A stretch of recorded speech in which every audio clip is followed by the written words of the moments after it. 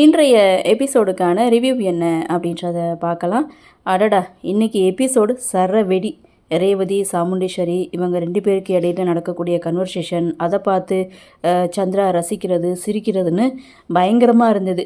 என்ன நடந்தது அப்படின்னு பார்க்கும்போது, ரேவதிக்கு எல்லா உண்மையும் தெரிஞ்சு தன்னுடைய அம்மா கிட்ட வந்து, ஏன் இப்படி எல்லா உண்மையும் என்கிட்டேருந்து மறைச்சிங்க, நீங்களாம் அம்மா தானா அப்படின்னு சொல்லி கேட்கும்போது, சாமுண்டீஸ்வரி அவன் நம்ம குடும்பத்தோட பரம்பரை எதிரி, அவன் நம்ம குடும்பத்துக்கு பண்ண துரோகத்தை நான் எப்படி மறப்பேன் அப்படின்னு சொல்லி தாம் பக்கம் இருக்கக்கூடிய நியாயத்தை தான் சாமுண்டீஸ்வரி ரேவதி கிட்டே பேசுகிறாங்க. அப்போது மருதுவுக்கு கல்யாணம் பண்ணி வைக்க போனது, ஸோ இதனால் தன்னுடைய வாழ்க்கையே போக இருந்தது, இதை பற்றியெல்லாம் ரேவதி தன்னுடைய அம்மா கிட்டே எடுத்து சொல்கிறாங்க. ஆனால் அவங்க சொல்கிற ஒரே வார்த்தை, அந்த கார்த்தி இந்த வீட்டு மாப்பிள்ளை கிடையாது, உனக்கு எது நல்லதோ, என் பொண்ணுக்கு எது நல்லதோ அதை தான் நான் செய்வேன், அதை தான் நான் செஞ்சேன் அப்படின்னு ரொம்ப ஸ்ட்ராங்காக சாமுண்டீஸ்வரி சொல்லிட்டாங்க. ரேவதியும் நீங்கள் பேசுகிறது கொஞ்சம் கூட நியாயமே இல்லை அப்படின்ட்டும், சரி அவங்க வழியில் வந்தவங்க தானே அப்பா, அவங்க குடும்பம் எதிரினாக்க அப்போ அப்பா யார், அப்பா மூலமாக வந்த நாங்கள் மட்டும் ஒழுங்கா அப்படின்னு சொல்லி ரேவதி அந்த இடத்துல ஒவ்வொரு பாயிண்ட்டையும் வந்து நச்சு நச்சுன்னு கேட்பாங்க. சாமுண்டீஸ்வரினால் பதில் சொல்ல முடியல. அவங்க சொன்னதே தான் திருப்பி திருப்பி சொல்லிகிட்டு இருப்பாங்க, பரம்பரை எதிரி அப்படின்னு சொல்லி சொன்னதே திருப்பி திருப்பி சொல்லிகிட்டு இருப்பாங்க. அப்போ ரேவதி நறுக்குன்னு ஒரு கேள்வியை வந்து கேட்குறாங்க. சரி, போனதெல்லாம் போகட்டும், இப்போ என்னுடைய வாழ்க்கைக்கு நீங்கள் என்ன சொல்கிறீங்க அப்படின்னு கேட்குறாங்க.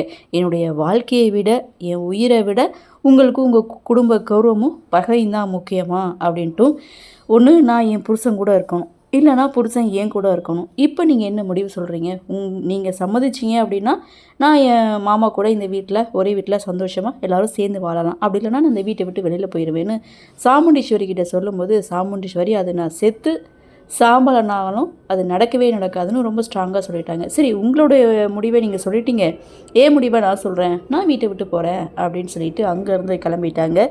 இதற்கிடையில் ராஜராஜன், மயில்வாகனம், ரோகிணி, சுவாதி இவங்கெல்லாம் வந்து ரேவதிக்கு எல்லா உண்மையும் தெரியும், அதாவது கார்த்தி தான் அவளுடைய ஹஸ்பண்ட் அப்படின்ற எல்லா உண்மையும் தெரியும் அப்படின்னு நினச்சி சந்தோஷப்பட்டாலும், ரேவதி வீட்டை விட்டு வெளியில் போகிறா அப்படின்னு நினச்சி வருத்தமும் படுறாங்க. ராஜராஜன் சாமுண்டீஸ்வரி இடையில கேள்வியும் கேட்குறாங்க.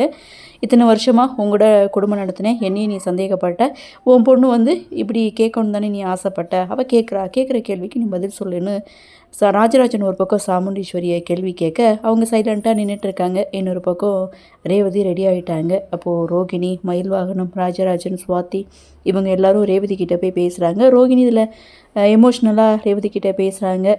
எல்லா உண்மையும் உனக்கு தெரியும்னு நினச்சி சந்தோஷப்படுறதா, இல்லை இந்த வீட்டை விட்டு போகிறேன்னு வருத்தப்படுறதான்னு எனக்கு ஒன்றுமே புரியலை, உன்னை ஒரு குழந்த மாதிரி தான் நான் பார்த்தேன்னு ரோகிணி தான் கொஞ்சம் எமோஷ்னலாக பேசுகிறாங்க.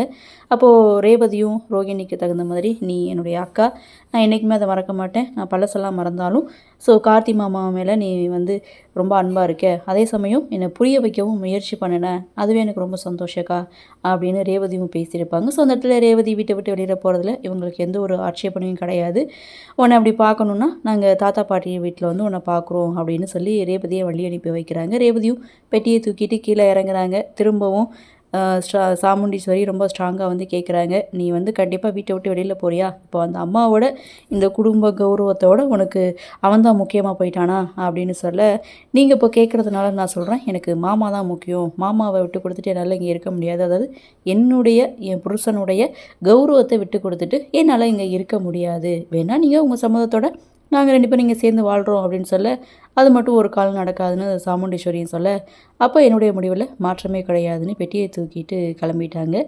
ரேவதியுடைய இந்த முடிவை கேட்டு சாமுண்டீஸ்வரி செம்ம ஷாக் ஆகிறாங்க.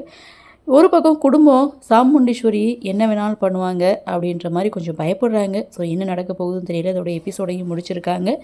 பார்க்கலாம் என்ன நடக்குது, என்ன மாதிரியான சுவாரஸ்யத்தோடு கதைக்கள நகர்வை கொண்டு வராங்க அப்படின்றத நம்மளும் பொறுத்திருந்து பார்க்கலாம்.